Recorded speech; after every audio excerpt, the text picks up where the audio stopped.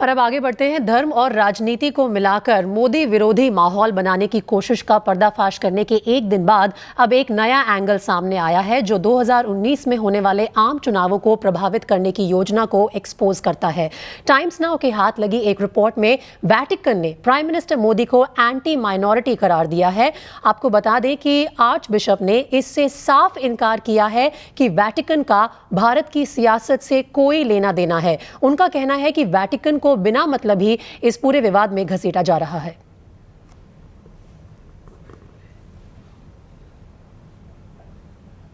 Why does that letter talk of a new government? It talks of 2019. Don't you think there's a political conspiracy behind it?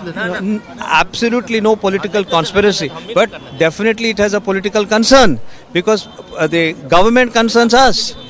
We are ruled by a government. The legislature makes rules for us. Yes. And those laws. What is that concern? What is that concern That which is disturbing you? The laws which they make should be such that do not disturb our freedom, our freedom to function as different religions in this country and different people with different cultures and languages and Is so the on. government-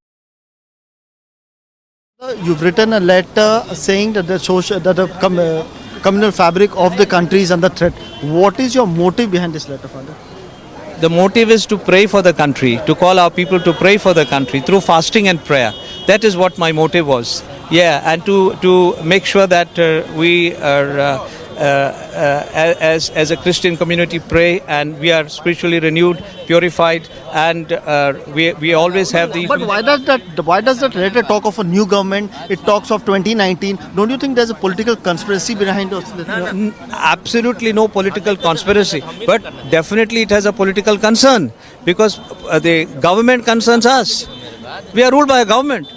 The legislature makes rules for us. Yes. And those laws. What is that concern? What is that concern which is disturbing you? The laws which they make should be such that do not disturb our freedom, our freedom to function as different religions in this country and different people with different cultures and languages and so on.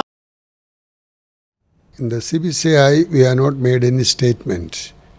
In fact, we pray for the country, we pray for the leaders, and we never interfere in the political affairs. The establishment of democracy, secularism, and the constitutional nature of our country should be maintained. That's all we have to say.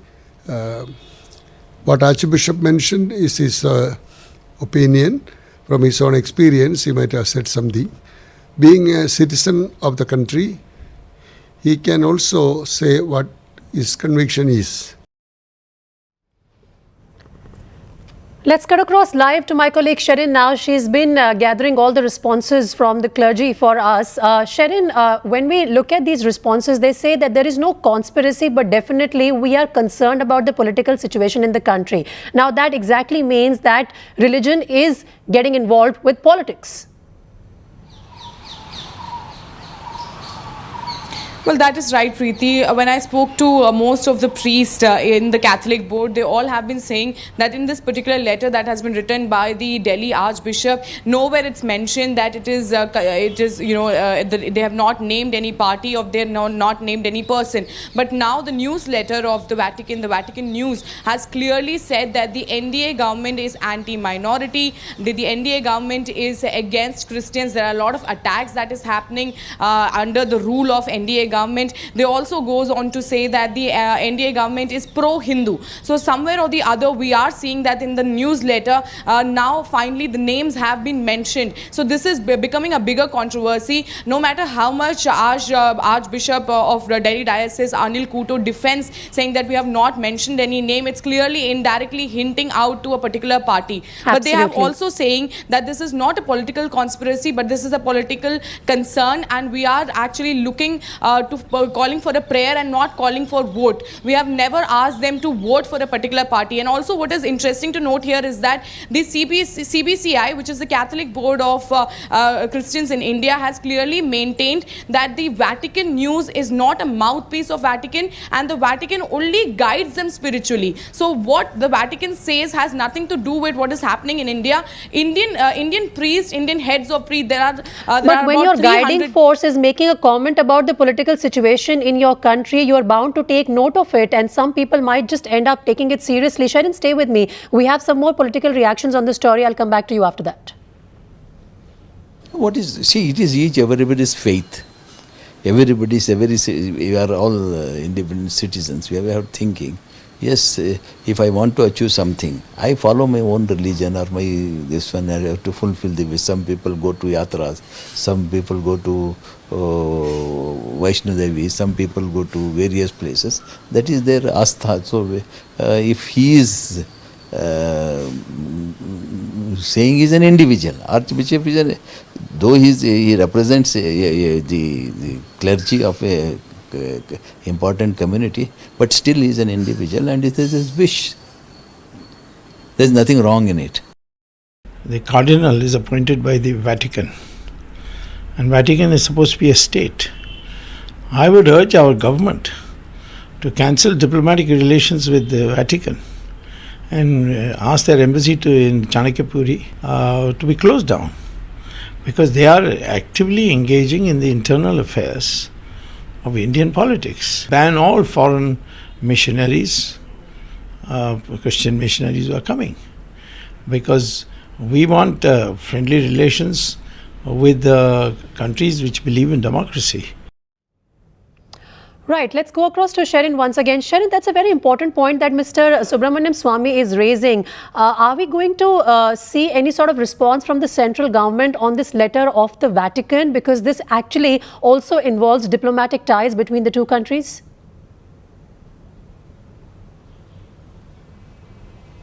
Well, the BJP government is very critical about the letter that has been written by Anil Kuto yesterday. Be it Amit Shah or be it the Union Minister for Minority Affairs have actually hit out at this particular letter, calling this prejudice and also saying that they should come and do some progressive work. So clearly the BJP government is critical about it, but whether the global interference, now that the Vatican in their newsletter has clearly mentioned that the NDA government is pro-Hindu and is anti-minority, will they take any action against the global interference is something that we have to wait and watch for. But as of now, BJP government maintains that there is no need of a global interference, or the religion being mixed with politics should be there. Right. So BJP obviously is not comfortable with this letter from Vatican. Sharon, thanks very much for getting us your inputs on the story. Let's also play out the reactions that we've gathered from other political parties on this letter. Anguish against mixing of religion and politics appears justified and total when we also talk about a political party which has prepared since late 1980s a dangerous cocktail of politics and religion, and that's none other than BJP. I'm amazed their audacity to complain about it. I have nothing to justify that letter, but parameters should be similar. If we take one position at one instance, it cannot vary from place to place, people to people, community to community. That message should be clear in the light of Indian Constitution. We respect all the archbishops, including all over the country. Even Kolkata Archbishop is also there. You can ask their opinion also. I think whatever they have said, they have correctly said. It's a fact. Even what I just now came to know regarding civil servants, that is also very dangerous. They used to come through their merit list.